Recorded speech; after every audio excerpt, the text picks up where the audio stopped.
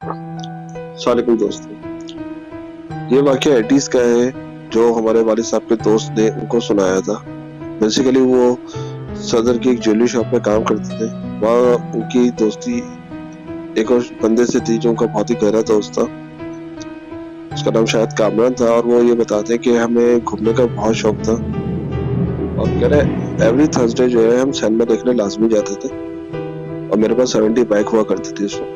उस वक़्त माहौल बहुत अच्छा होता था, लोग ज़्यादातर बैठ के बातें करते थे या सिनेमास जाते थे। फिर ऐसे ही हमारा भी शौक था और हम सिनेमास जो है एवरी थर्सडे जाते थे क्योंकि फ्राइडे की उन दिनों छुट्टी हुआ करती थी।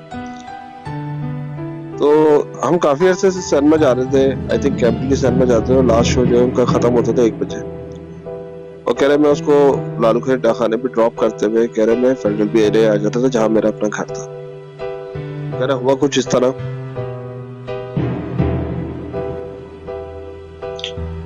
मैं उसको ड्रॉप करके घर की तरफ आ रहा था तो मैंने देखा एक खातून बुर्खा पहनी हुई करीमाबाद के सिग्नल पे बैठी हुई और मुझे बड़ी देख के हैरानी हुई कि रात के 1:30 बजे के टाइम आखिर ये कर क्या रही है। या तो कि कोई मजबूरी है, क्या मसला है, इनको आज से पहले तो मैंने कभी नहीं देखा। और वो उन्होंने मुझे रुकने का इशारा किया। ना चाहते हुए भी मैंने ब्रेक लगा दी बाइक को और उन्होंने मुझसे रिक्वेस्ट की कि मुझे आगे तक छोड़ दें। तो मैं उनको मना नहीं कर सका और मैंने उनको इशारा किया। वो मेरी बाइक पे बैठ गई। मेरे ज़हन में कई सवालात थे लेकिन पूछने की मेरी हिम्मत नहीं पड़ी और सैराब रोड तक मैं उनको ले गया तो वहाँ से उन्होंने इशारे से मुझे बताया कि लेफ्ट पे टर्न कर लें। तो वो पावर हाउस की तरफ गई और वहाँ जाके उन्होंने रुकने का इशारा किया। उस वक़्त सारे मैदानी इलाके होते थे, कोई आबादियाँ नहीं थी वहाँ पे, अंधेरा खूब हो रहा था, कुछ नज़र नहीं आ रहा था।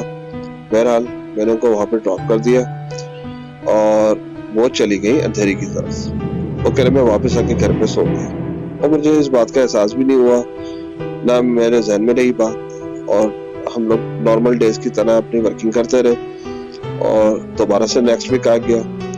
फिर मैं दोस्त के साथ एज़ इट इज़ वही हुआ। फिर मैं रुका, वो लेडीज़ ने रुकवाया और मैं उनको बिठा के वहाँ पे लेके गया और मैंने यहाँ तक कि उनसे नाम तक नहीं पूछा और इसी तरीके से मैं उनको छोड़ के वापस घर आ गया। लेकिन इस दफ़ा मुझे बड़ी हैरानी हुई कि इससे पहले तो मैंने आज तक कभी नहीं देखा, लेकिन अब ये 2 दफ़ा मेरे साथ हुआ। तो अगले दिन मैंने अपने दोस्त से ये सारी डिस्कशन की, तो वो बड़ा हैरान हुआ कि यार तूने उनसे नाम तक नहीं पूछा और आखिर वो कौन है, क्या मजबूरी है और तू ऐसी किसी लेडीज़ को बिठा के तू लेके जा रहा है।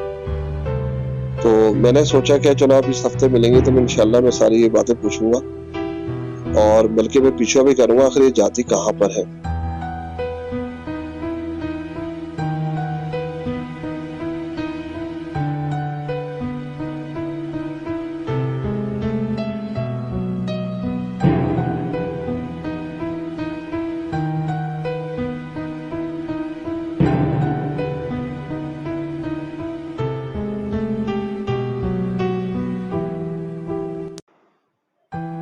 अगले हफ्ते जब मैं दोस्त को छोड़ के वापस आ रहा था, वही तरीका हुआ, वही सीन हुआ कि वो जो है लेडीज ने हाथ दिया और मैंने उनको बिठा दिया। अब की दफा मैंने उनसे नाम पूछने की जसारत की मगर उन्होंने जवाब नहीं दिया और यकीन मानिए कि मेरी हिम्मत नहीं पड़ी दोबारा से कि मैं उनसे दोबारा से पूछूं। उसके बाद मैंने उनको ड्रॉप किया और उनके पीछे पीछे चल दिया।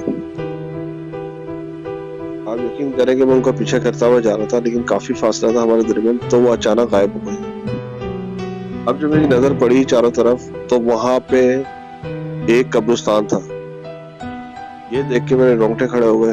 अब यकीन मानिए मैं वापस भागने की कोशिश करने लगा और मेरे पाँव ऐसे लग रहा था कि जम गए, मुझसे भागा नहीं जा रहा था। मैंने आयतल कुर्सी पढ़ना शुरू कर दी और मैं किसी तरीके से वहां से निकला और बाइक स्टार्ट की और मैं वापस अपने घर आ गया। 2 हफ्ते बुखार में मुब्तला था। उसके बाद मैं तकरीबन 2 हफ्ते जो है सिनेमा नहीं किया। अपने दोस्त को भी मैंने बता दी थी सारी तफसील और फिर दोबारा से फिर मैंने ये मेरी लाइफ अपने मुताबिक आने लगी। लाइफ दोबारा से अपनी साइकिल पर आ गई और मैं फिर दोबारा सिनेमा जाने लगा। लेकिन ये वाकया मेरे नक्श हो गया और अल्लाह ताला ने बड़ा करम किया कि मैं महफूज रहा और मुझे कुछ नहीं हुआ। लेकिन वाकई ऐसी चीज़ें होती हैं कि जो वाक़यात हमारे ज़हन पे असरअंदाज हो जाते हैं। अल्लाह ताला सबको अपने हिफ्ज़-ओ-अमान में रखे। शुक्रिया।